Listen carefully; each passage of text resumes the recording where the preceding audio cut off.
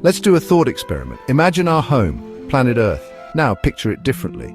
Envision Earth adorned with magnificent rings. Yes, rings just like those around Saturn. A brilliant band of shimmering light would stretch across our sky. Day and night it would be visible.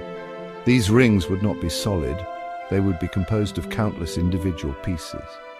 Billions of them, mostly particles of water ice.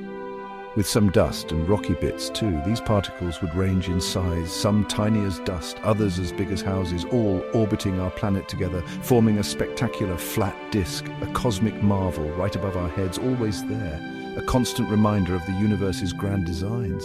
What a world that would be.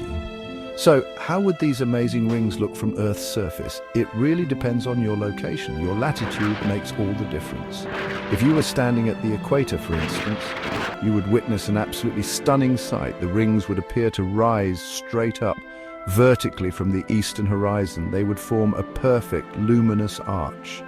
This brilliant arch would pass directly overhead. Then it would plunge down to the western horizon. It would look like a colossal highway of light, seemingly splitting the sky in two distinct halves.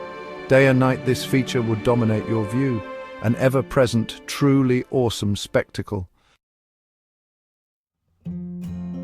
Our nights would undergo a profound transformation. They would never be truly dark again. The rings, composed mainly of ice, would be highly reflective.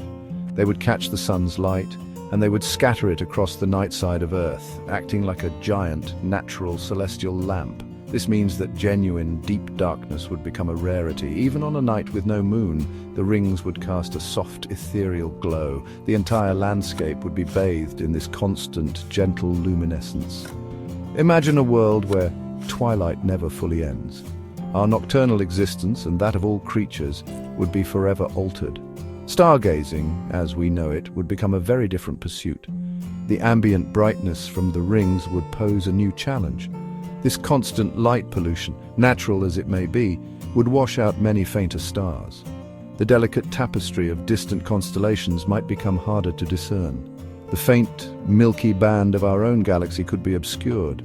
However, this loss would be offset by a new celestial marvel. The rings themselves would become a primary focus for observation. Astronomers, both amateur and professional, would study their intricate structures, their mysterious gaps and shimmering beauty. A whole new field of naked-eye astronomy would emerge. The rings would not only be a source of light, they would also cast immense shadows upon the Earth. These shadows would be vast and sweeping. They would glide across the surface of our planet as it rotates. The patterns of these ring shadows would be quite complex. They would change dynamically with the Earth's axial tilt, and they would shift with the progression of the seasons. Certain regions of the globe would experience daily passages of these shadows. For them, it would be a fundamental and predictable part of their local environment, a new kind of recurring twilight bisecting their days. This would profoundly affect the rhythm of life.